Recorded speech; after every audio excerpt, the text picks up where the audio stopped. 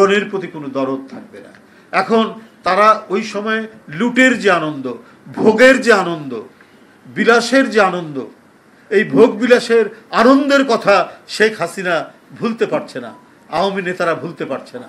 এই কারণেই তারা অবৈধ সন্ত্রাসী পন্থা অবলম্বন করে একেবারে চোরাগুপ্তভাবে জনগণের উপর আক্রমণ করছে। তার নমুনা আজকে 2-3 দিন ধরে আমরা সেটি দেখছি।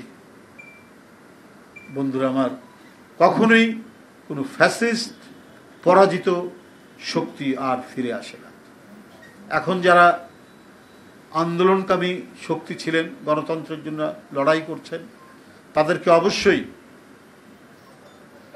গণভোট বলুন আর যেটাই বলুন, একটা অবাধ সুষ্ঠু নির্বাচন করে জনগণের ক্ষমতা জনগণের কাছে ফিরিয়ে দিতে হবে। সেই অবাধ সুষ্ঠু নির্বাচন এই জাতি 15-16 বছর পায়নি, 17 বছর ধরে পায়নি। সেটা নিশ্চিত করাই তো বড় কথা ছিল।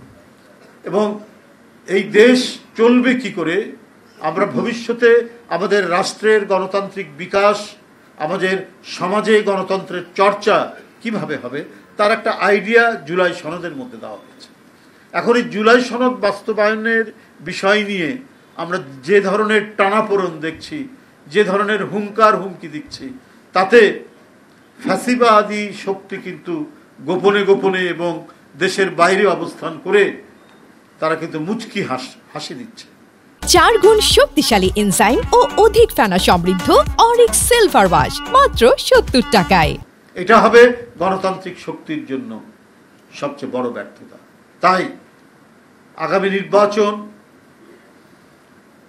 অবাধ সুষ্ঠু নির্বাচন সর্বাগ্রে করতে হবে এবং জুলাই সনদেরও আইনীকরণ বা এর যে বৈধতার জন্য একই দিনে গণভোট হলে পরে তাতে সময় কম বাঁচবে, অর্থের অনেক সাশ্রয় হবে এবং আমরা সত্যিকারের গণতান্ত্রিক একটি পরিবেশের দিকে আমাদের যাত্রা নিশ্চিত হবে। তাছাড়া এই নানা কর্মসূচি আর বিভ্রান্তমূলক কথাবার্তা দিয়ে আমাদের গণতন্ত্রের অভিযাত্রাকে বাধাগ্রস্ত করলে এটা তাদেরকেই উৎসাহিত করা হবে যারা 5ই আগস্ট পরাজিত হয়েছে। আজকের এই জাতীয়তাবাদী পাঠশালার যুক্ত নেতৃবৃন্দ, তারা গবেষণামূলক নানা কাজে যুক্ত রয়েছেন এবং এটা এখন পৃথিবী ডিজিটালাইজড, পৃথিবী একেবারেই একটা ছোট্ট সেটের মধ্যে চলে এসেছে।